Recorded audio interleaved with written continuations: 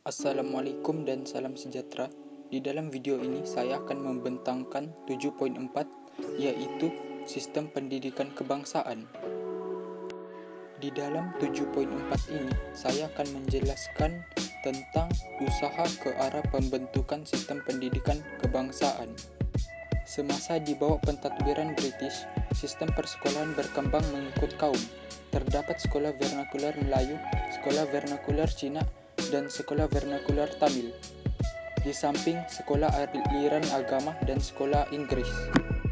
Persekolahan di Sarawak dan Sabah juga terbahagi kepada sekolah vernakular Melayu, sekolah Cina, dan sekolah mubalik Kristian. Sistem persekolahan yang menggunakan bahasa pengantar dan kurikulum yang berlainan menimbulkan jurang perbezaan ekonomi dan sosial yang ketara antara rakyat berbilang kaum.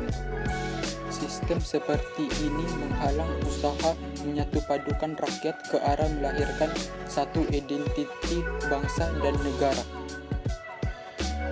Oleh sebab itu, lahirlah Laporan Barnes 1951, Laporan Venue 1951, Ordinan Pelajaran 1952, Laporan Woodhead di Sarawak dan Sabah 1955, dan Penyata Jawatan Kuasa Pelajaran 1956. Laporan Barnes 1951, Jawatan Kuasa Pelajaran Melayu dipengerusikan oleh L.J. Barnes. Oleh sebab itulah nama laporan ini ialah Laporan Barnes. Laporan ini menekankan kepentingan sekolah rendah untuk membina satu rupa bangsa penduduk yang menganggap tanah Melayu sebagai tempat tinggal yang kekal dan tumpuan taat setia. Antara kandungan laporan Barnes ialah sekolah rendah menggunakan bahasa Melayu atau bahasa Inggris sebagai bahasa pengantar, dan sekolah menengah akan menggunakan bahasa Inggris sebagai bahasa pengantar. Reaksi dari laporan Barnes ini agak tidak disenangi masyarakat Cina. Oleh sebab itu, lahirlah Laporan Venue 1951 yang diketuai oleh Dr. Fen. Laporan ini diterbitkan ekoran bantahan daripada masyarakat Cina terhadap laporan Barnes. Laporan ini mengkaji pendidikan Cina. Laporan ini mencadangkan penambahbaikan untuk menjadikan sekolah Cina sebagai institusi yang memberikan faedah kepada penduduk tanah Melayu. Antara kandungan laporan Venue ialah sekolah Cina diteruskan secara berasingan di bawah sistem kebangsaan seperti sebelum ini. Pendidikan sekolah Cina haruslah berorientasikan tanah Melayu. Oke, selesai kita dengan laporan Venue, dan sekarang kita tengok pula Ordinan Pelajaran 1952. Ordinan Pelajaran 1952 ini sebenarnya diluluskan selepas Jawatan Kuasa Penasihat Pusat Pelajaran meneliti kedua-dua laporan pada tahun 1951, yaitu Laporan Barnes dan Laporan Venue. Ordinan ini bertujuan untuk membentuk sistem pendidikan yang menggunakan bahasa rasmi persekutuan, dan semua murid daripada pelbagai bangsa nanti akan disatukan dalam satu sistem berorientasikan tanah Melayu. Antara kandungan Ordinan Pelajaran 1952 ialah tanah Melayu mempunyai dua jenis sekolah rendah, iaitu sekolah yang menggunakan bahasa Melayu dan bahasa Inggris sebagai bahasa pengantar. Bahasa Cina dan bahasa Tamil diajar sebagai bahasa ketiga di sekolah rendah sekiranya terdapat 15 orang murid dalam kumpulan yang sama.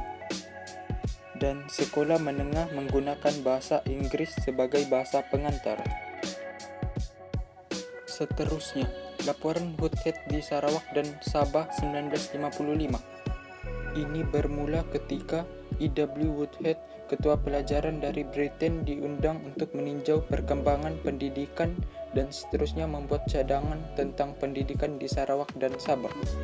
Antara cadangan laporan Woodhead ini termasuklah seperti yang berikut: memperkasakan pendidikan peringkat rendah dan menengah, menitik beratkan kepentingan bahasa Inggris sebagai bahasa pengantar, dan juga mewujudkan sistem pembiayaan pendidikan yang teratur. kita tengok dengan lebih lanjut lagi mengenai laporan Hutet yang seterusnya membawa kepada beberapa cadangan dalam membentuk sistem pendidikan di Sarawak dan Sabah. Kita tengok dulu untuk di Sarawak. Antara cadangan pembentukan pendidikan kebangsaan di Sarawak ialah mewujudkan sekolah menengah berbilang kaum dengan menggunakan bahasa Inggeris sebagai bahasa pengantar. Yang kedua, menyeragamkan sukatan pelajaran dan peperiksaan. Yang ketiga, memperkenalkan buku teks yang berlatar belakangkan unsur tempatan. Dan yang keempat, memastikan pendidikan sivik diajar secara formal di sekolah.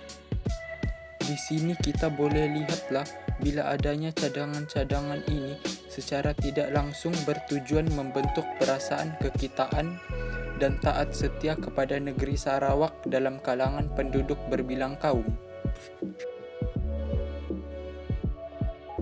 Seterusnya, bagaimana pula di Sabah? Laporan Hutet 1955 juga diterima di Sabah dengan beberapa pindaan, yaitu mempertingkatkan pengajaran bahasa Melayu dan bahasa Inggris di sekolah Cina, memastikan bahasa Inggris diajar di sekolah Melayu dan bahasa Melayu diajar di sekolah Inggris, dan menetapkan peperiksaan di sekolah menengah dikendalikan dalam bahasa Inggris. Kalau kita tengok tadi di Sarawak, matlamat mereka ialah membentuk perasaan kekitaan dan taat setia kepada negeri Sarawak. Manakala di Sabah pula bertujuan untuk melahirkan perasaan kebersamaan dalam kalangan kaum di Sabah. Yang terakhir, Penyata Jawatan Kuasa Pelajaran 1956 dipengerusikan oleh Dato' Abdul Razak Husin selaku Menteri Pelajaran pada masa itu. Ditubuhkan untuk mengkaji sistem pendidikan sedia ada. Sistem pendidikan kebangsaan dengan hasrat memupuk integrasi dan perpaduan dalam kalangan rakyat berbilang kaum itu melalui 3 perkara, yaitu sistem persekolahan yang sama bagi kanak-kanak daripada semua bangsa, bahasa kebangsaan sebagai bahasa pengantar utama, dan kandungan kurikulum yang seragam dan bercorak kebangsaan. Kita tengok dengan lebih terperinci lagi cadangan lain penyata jawatan kuasa pelajaran. Yang pertama, sekolah umum rendah menggunakan bahasa Melayu. Yang kedua, sekolah jenis umum rendah menggunakan sama ada bahasa Inggris, bahasa Cina atau bahasa Tamil. Yang ketiga, bahasa Melayu dan bahasa Inggris dijadikan mata pelajaran wajib di semua sekolah. Dan yang terakhir, sekolah menengah kebangsaan menggunakan bahasa Melayu sebagai bahasa pengantar, manakala bahasa Inggris menjadi mata pelajaran. Oke, itu saja untuk video kali ini. Jika anda suka video ini, silakan tekan like, dan jika anda tidak suka, silakan tekan dislike. Jika channel ini membantu anda, silakan di subscribe.